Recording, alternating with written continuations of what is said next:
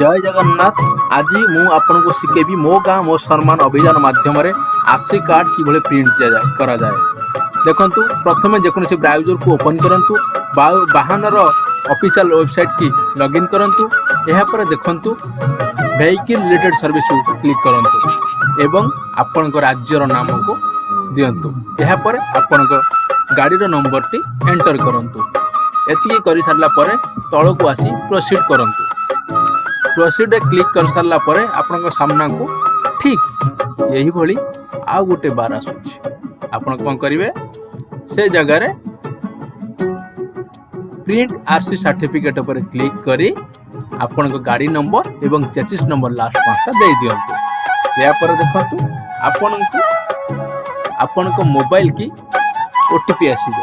एई OTP login कला परे आपन को आरसी कार्ड आसी आपन को पाखरे पहुंचीबो। धन्यवाद।